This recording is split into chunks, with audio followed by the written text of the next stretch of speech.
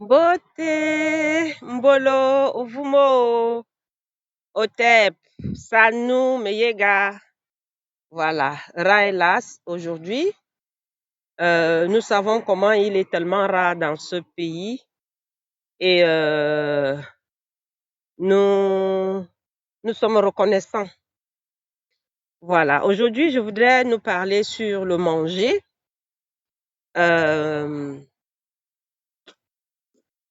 Faisons attention à ce que nous mangeons.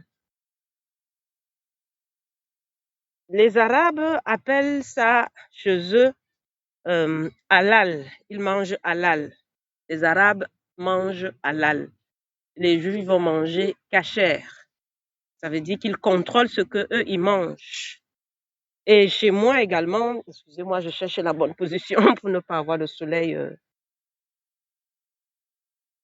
Et chez nous également, quand j'ai demandé, on m'a expliqué que chez nous, c'est chez moi, dans mon ethnie, chez les Écans, c'est les biki, biki. Dans les biki, il y a aki, donc le sang, meki, c'est le sang, meki.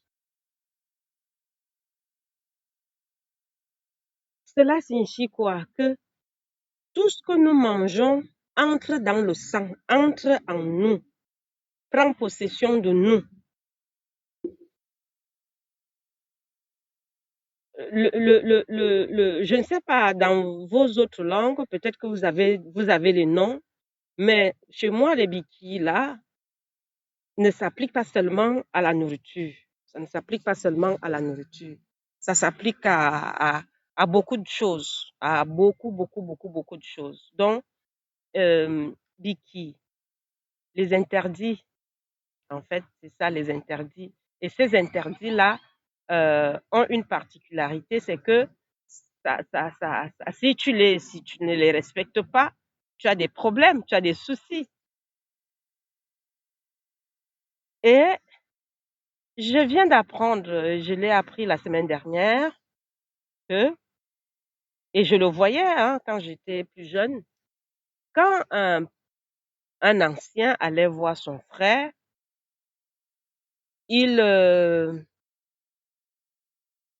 on ne faisait, on faisait, on ne lui, quand on voulait lui offrir une chèvre ou un coq, on attendait qu'il soit là. Si on voulait lui faire à manger, si on voulait par exemple lui faire à manger un coq ou une chèvre, on attendait sa présence. Il avait le choix. Soit on le cuisinait quand il arrivait, donc c'est quand il est sur place qu'on va faire cette cuisine-là, soit alors il repartait avec. C'est lui qui devait choisir. Au préalable, il devait voir l'animal qu'on va cuisiner, oui. Parce que cet animal ne devait pas avoir les défauts. Il ne devait pas être malade. On n'avait pas le droit de manger les animaux malades. Parce que cette maladie-là impacte nos vies, dans nos vies spirituelles là. Ce n'est pas seulement la santé, mais dans la vie spirituelle, si tu manges quelque chose de pourri, ça apporte la pourriture dans ta vie.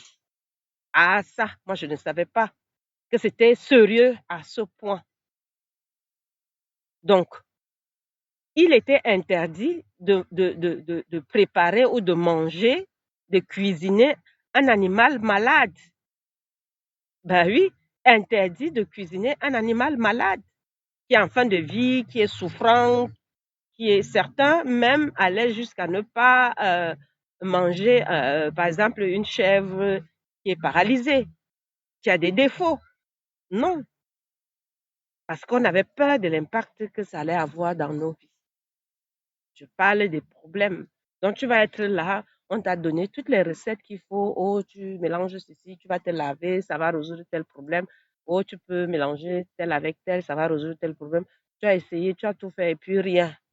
Et tu ne sais pas d'où ça vient. Ce n'est pas que c'est un oncle ou une tante du village qui est attachée. Non, c'est parce que tu manges les animaux pourris. Je vous dis ça, Moi, j'étais très, très surprise qu'à ce point, dont nos anciens le savaient. Ils savaient que lorsque tu manges un animal pourri, malade, ça a un impact dans ta vie.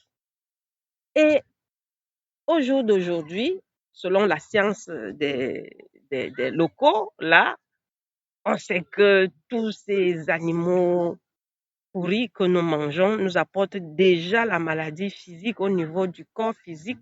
On a des maladies. C'est pour ça qu'on dit ramener chaque fois Carrefour nous a vendu tel poisson, tel poulet, tel machin, allez ramener parce que ça nous apporte des maladies dans le corps physique, mais dans le corps spirituel aussi, ça nous apporte des soucis, ça apporte la pourriture dans la vie. Donc, moi, par exemple, je suis de la forêt, je suis écan, je suis de la forêt. C'est pour ça que nos parents de la forêt avaient développé beaucoup plus les nourritures faites à base d'herbes, des écorces. Nous sommes comme les autres, ils aiment donner les noms végétariens. Et végétarien, chez moi, c'est bitoutou, Ah bah oui, mais voilà, on ne va pas dire que toi tu manges seulement. Non, ils allaient à la chasse, mais ils n'allaient pas à la chasse tous les jours. On ne mangeait pas la viande tous les jours. Ils allaient à la chasse quand même, ils allaient à la chasse. Et je vais aussi apprendre par la même occasion, par exemple, tuer un animal puissant comme le léopard, par exemple. Dans ces initiations, d'abord, il fallait être un grand initié et puis faire les jeûnes de 9 jours sans manger, sans boire, sans se laver. Et les gens qui font les jeûnes là, est-ce que vous savez également qu'il y a le bain dedans? On ne se lave pas. Quand tu veux qu'on vienne, tes ancêtres viennent te parler, tu fais 3 jours, 4, 5 jours, 7 jours, 9 jours sans te laver parce qu'ils doivent venir sentir ton odeur. Tous ces savons-là nous apportent des odeurs des odeurs des autres. Donc voilà, c'est pas le sujet. C'est faisons attention à ce que nous mangeons.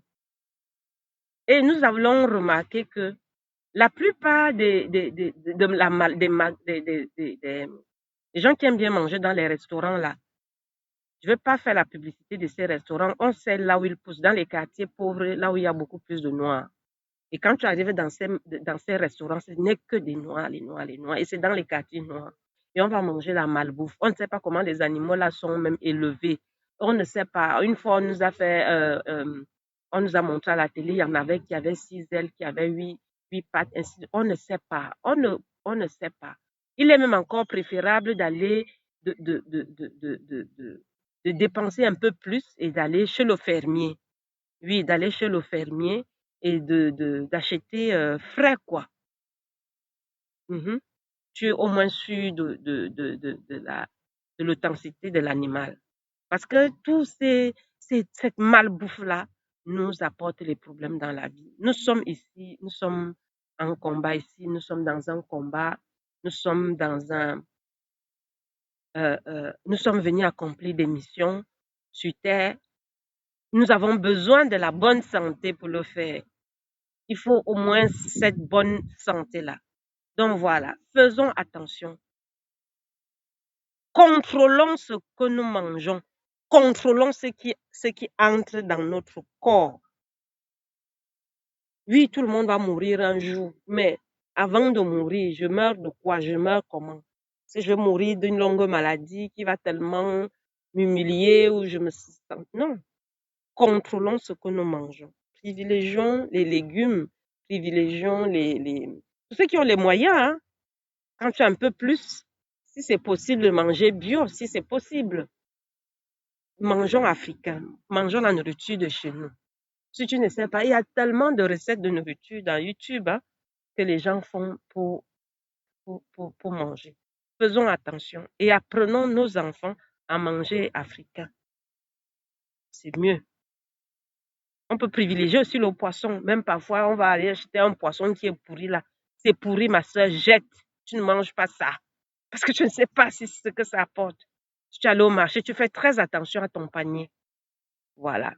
C'est ce petit bout que je voulais partager avec vous en souhaitant que nos ancêtres, si ma voix peut être entendue de l'autre côté, qu'ils nous facilitent aussi la vie sur terre, qu'ils nous donnent des opportunités et qu'on puisse les saisir et qu'on puisse en faire bon usage. Honneur et fidélité à tous nos anciens, rigueur et fermeté à tous nos ennemis. Otep.